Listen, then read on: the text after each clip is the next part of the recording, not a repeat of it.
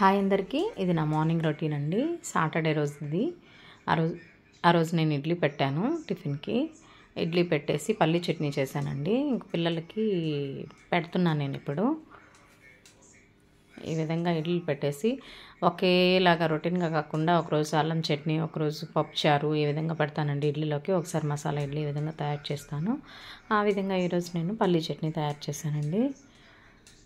ఇది పిల్లలకి separate bowl వేయాలి. కంచంలో వేస్తే తినరు సరిగా ప్లేట్లలో. ఈ విధంగా వేస్తే డిప్ చేసుకొని తింటారు.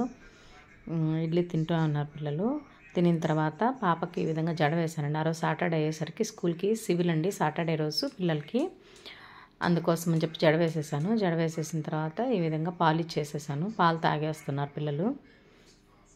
నెక్స్ట్ పాలు తాగి స్కూల్కి బయలుదేరుతున్నారండి. నిద్ర లేచినప్పటి నుంచి పరిగెత్తుతానే ఉండాలండి. ఎవరైనా అంతే. స్కూల్కి బయలుదేరుతున్నారు.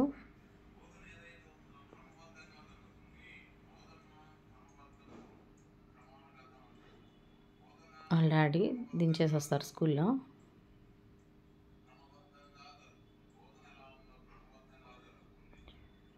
ఈ విధంగా స్కూల్కి బయలుదేరిన తర్వాత మళ్ళీ రొటీన్ స్టార్ట్ అయిపోతుందండి నాది.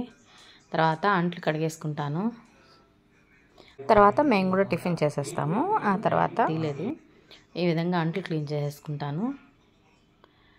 టిఫిన్వి అన్ని అంట్లన్నీ క్లీన్ అయిపోయిన తర్వాత మళ్ళీ కసువులు స్టార్ట్ చేసుకుంటాను వెంటనే.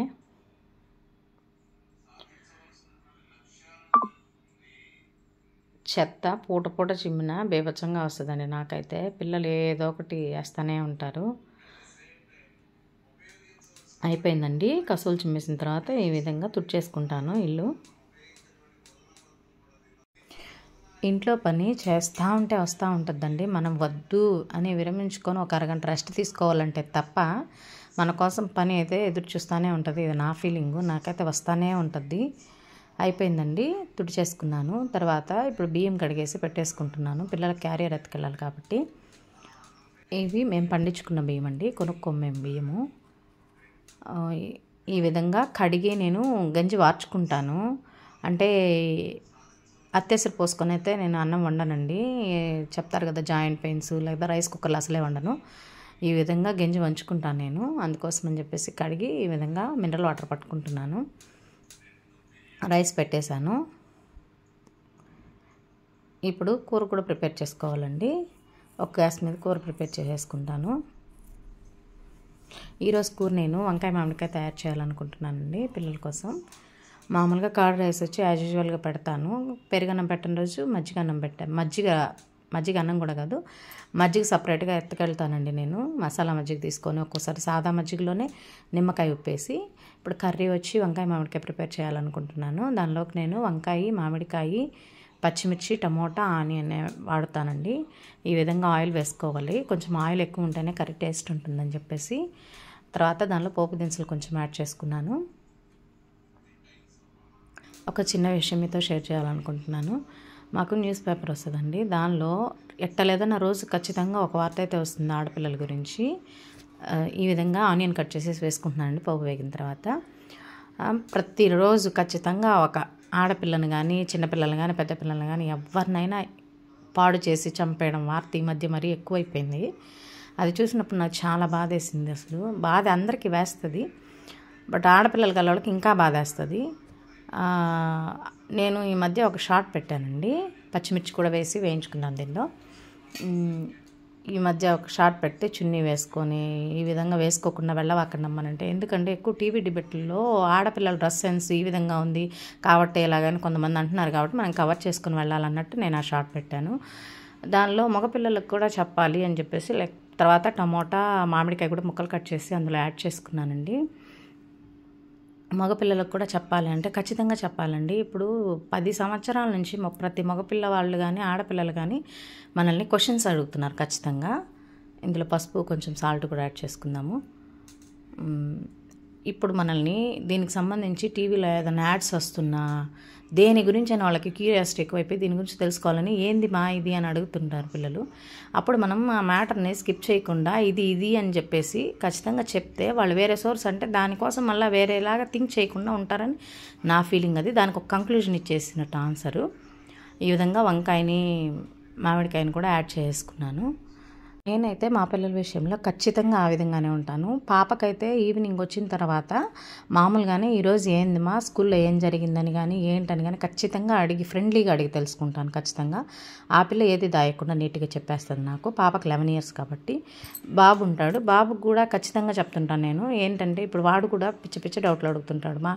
ఇప్పుడు పేపర్లో చూసి రేపంటే ఏంది, అదంటే ఏంది, ఇదంటే ఏంది అని అడిగితే అది నీకు తెలియదులే అని ఇట్లా కొట్టి పారేయకుండా, అది కాదమ్మా ఆడపిల్లల్ని ఈ విధంగా హామ్ చేస్తున్నారు, అది పద్ధతి కాదు, అది చేసేది ఇట్లా మగపిల్లలు చేస్తున్నారు అని చెప్పేసి నేను చెప్పినప్పుడు ఇట్లా చేయకూడదమ్మా. ఎవరైనా ఇప్పుడు నేను కానీ చెల్లెలు కానీ ఈ విధంగా బయట మమ్మల్ని ఎవరన్నా ఇబ్బంది పెట్టినప్పుడు మీ ఫీలింగ్ ఎట్లా ఉంటుందో లైక్ వాళ్ళ ఫీలింగ్ కూడా అదేనని మా పిల్లవాడికి ఆ మోతాదు చాలు వాడికి అర్థమయ్యేలాగా, మరీ డెప్త్ అయితే చెప్పలేము. ఆ విధంగా అయితే నేను ఖచ్చితంగా చెప్తాను, చెప్తానే పెంచుతున్నాను. అట్లా ప్రతి తల్లి కానీ చేస్తే ఇది మంచి ఇది చేయడం ఇట్లా చేయకూడదు ఆడపిల్లలను చిన్నప్పటి నుంచి పెంచితే చాలా మారుతారు పిల్లలు. కర్రీ ఫినిష్ అయిపోయిందండి.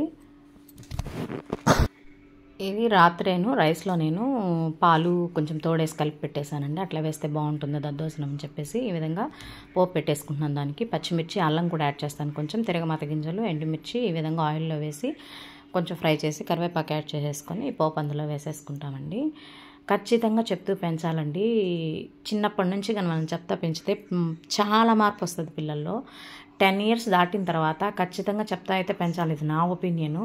ఆ 10 yearsకి పిల్లలకి ఇప్పుడున్న జనరేషన్కి ఇప్పుడున్న టెక్నాలజీ ఫోన్లు వాడకానికి పిచ్చ డౌట్లు నిజంగానే వస్తుంటాయి. నేను మా ఇంట్లో చూస్తున్నాను కాబట్టి నాకు తెలుసు.